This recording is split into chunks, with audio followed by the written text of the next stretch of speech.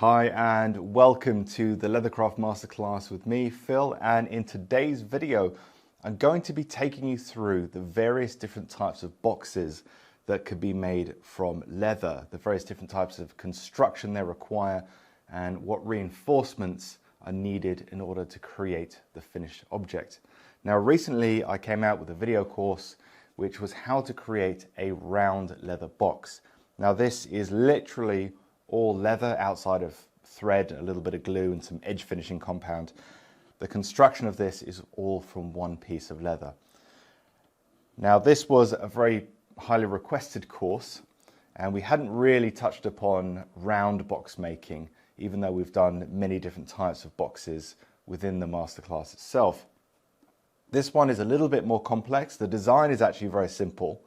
However, the construction requires certain considerations, and I'll be showing you the different types of techniques used in each different type of box. Starting with the round one here, so we'll dive right in. This latest course covers the round box construction and especially the round box stitch. So box stitching is any time where you are, technically speaking, stitching two pieces of leather together, whether it's a mitered joint, whether it's a butt joint. It is stitching through at about a 45-degree angle. Now you could call something that's a little bit more open or closed than that, you still call it a box stitch and you'd be technically correct, but that is essentially what it is. It's stitching through at an angle.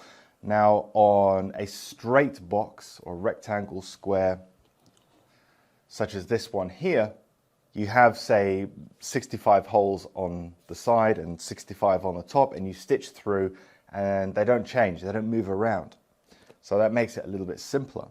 However, on a round box, because you have a larger circumference on the outside on these lower stitches here on the edge, compared to a smaller circumference on the inside, with the same pricking iron, you wouldn't be able to get the same amount of prick marks on the outside as you do on the inside. So if you use a 3mm prick mark on the outside, you might have 178, let's just say, and then you mark it on the inside and you have 154 holes. It's because you're going around a smaller circle than the outside. So what we do to get around this is to use usually the next size down pricking iron. So if you use a 3mm on the outside, a 2.7 on the inside. If you use a 3.85, another popular standard large size on the outside, 3.38 on the inside, so that you just go the next standard size down. Now this won't give you the perfect match of holes on the outside and the inside. You will still have to do a technique called losing a stitch. And losing a stitch is essentially as you're going around your box, the inside begins to overtake and go past. It should be here, but it's over here. So what you do is you advance a stitch on the outside, but you do not advance a stitch on the inside, and that seam realigns itself, and then you carry on, and eventually the inside begins to overtake, lose a stitch, gain on the outside, and so on and so forth. This is explained in depth in the course with an explanation that's broken down under a macro lens so you can see how it's done. But essentially this allows us to stitch around in a circle where we have slightly mismatched holes. I believe I had to lose 3 on each side, 3 stitches, so I was out by 3 stitches in total. So if I added up the holes on the outside, added the holes on the inside, I'd probably be, well, definitely be 3 stitches out. So that's where we lose a stitch, because we can't get it perfect, unfortunately. So that is a solid leather box. Another type of solid leather box is one that I briefly touched upon, which is the standard solid leather box. This uses regular box construction, 90-degree angles on both parts. This one is a little bit more elaborate. I came out with this course a few years ago. This one has a small exotic leather trunk handle on there so you can lift it open. And on the inside, you can see here, we have quilted lambskin. So it's a very soft, squidgy quilted lambskin. And on this one, it is just standard lambskin, so I haven't quilted that one. So when you put objects inside, they don't dent the quilting. It's more decorative than anything else. This also is made from soling leather, so shoe leather. It's highly compressed, very difficult. I actually hand dyed this one myself. in this kind of emerald green color, which is really nice and highlights the texture and the variation of the hide. But we also have gold gilded edges all around, as you can see. So this was a mitre construction. It is not a butt joint, it's a mitre joint. So we cut the edges at 45-degree angles, and when they come together, they meet up perfectly. We can glue them in place and then sand, burnish, and then we can apply gold leaf on the edges. So that's what this box is all about. So that's solid leather box making. How about if we want to create something that is altogether different, devoid of stitching perhaps? So we have this box here. Now this is a leather wrapped box. So there's no box stitching. It is made with very thin, in this case, goat skin.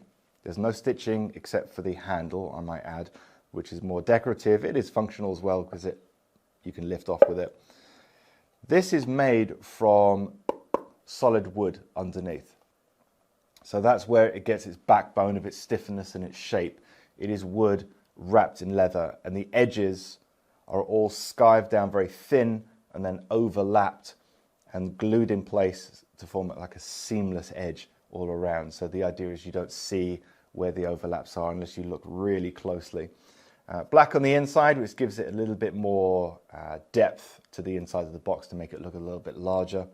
And we have a lip on there so that the lid indexes on there. It is also, as you can see, magnetic. Great thing about these type of boxes is you can hide magnets underneath, which in this case are just epoxy set slightly in and then sanded over smooth before being wrapped. So you don't actually get to see the neodymium magnets underneath, the rare earth magnets. That requires a whole different skill set, a lot of skiving, no stitching involved in that unless you add a handle. It's a little bit more technical in that sense. It requires a very steady hand to create that. But essentially, it's actually a very simple project when you break it down. Moving on to our attache case. Now, this is another type of box construction. Yes, it is a case. It is not designed to be a decorative box or a trinket box. An attache case, obviously, you put files, folders, laptops, anything you like in there that you can carry for your business, in meetings, or whatever you desire an attache case for. But this is a little bit different because we have caseboard underneath the leather. So the leather isn't doing the legwork for construction and stiffness and the ability to hold a shape. We actually have a very highly dense board under there that's very stable even in moist environments. And on the inside, directly added to that, we have in this case a dark green suede, which is rather nice. This is a type of box construction that also does require the use of a box stitch. So these stitches all the way along here are stitched through at 45 degrees in the same way as the round box, in the same way as our rectangle box here. Is the exact same stitch, slightly larger stitch spacing in this case. We have 5 stitches per inch, which is large, but it allows us to use a heavier thread to make a durable construction for this because it's all held together with stitching. A little bit of glue as well, but the stitching is what's really holding it together. Now, box construction can not just be for actual trinket boxes and cases. In this one, we have a small trunk. Now, again, this is box construction. This is similar in the sense that it has a wooden base, similar to this leather wrapped box. It is wrapped, but it is a thick hide on the outside. It has many of the similarities of the regular boxes, a little bit of case construction in here as well, but we are not stitching the corners with a box stitch. In this case, we are actually gluing the leather directly onto the wood underneath. We then have edge protectors along here, which are then nailed in place, in this case with brass pins. So another type of box construction. This course was primarily designed to teach people how to create trunks of any size, even though this is a miniature trunk and in fact works as a handbag. It still uses the same techniques that you would use for a full-size trunk. We could have got away with losing a lot of the techniques in this one to create something so small, but essentially I wanted to create something that was overbuilt because the same techniques could then be scaled up to much larger trunks. But yes, in the end we created a partition on the inside so this can be used with the shoulder strap as a handbag or a clutch. And box construction can also be seen in items that aren't boxes at all. This is a watch case for travel. As you can see, we have a cushion on the inside. This was a really great course because everything on here is turned edge work. So there's no raw edges on anything on the outside, as you can see here, or even on the inside. This is using box work here for half of this end cap. So you can see it's box stitched to the exterior here, and then we lose that box stitch and that thread continues all the way around to the other side. So we have two end caps using round box construction in what is essentially a travel watch case. And these very hard ends are to help protect it from being crushed. This leather is very thick hide, so once it's buckled in place, it is very difficult to crush the contents on the inside, in this case watches.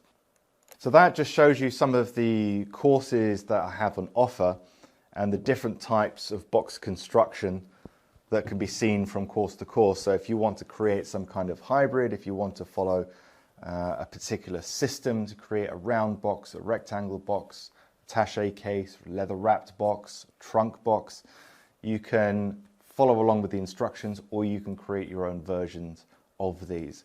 So I hope that was informative and gave you some idea of the different types of boxes that you can make in Leathercraft and some of the different shapes and techniques and products that come out at the very end. And if you want to learn more about box construction and many different other Leathercraft projects, don't forget to head to leathercraftmasterclass.com, linked below, where you can see all different types of products made from watches to watch straps, from bags to luggage, belts, you name it. There are over 100 full-length videos on the leathercraftmasterclass.com waiting to show you how to get started in fine leathercraft. And as of right now, there's also a free course teaching you hand stitching, so you can get an idea of the type of instruction you can expect in the main courses. And if you have any questions on anything I've discussed today, use the comments below and I'll see you there.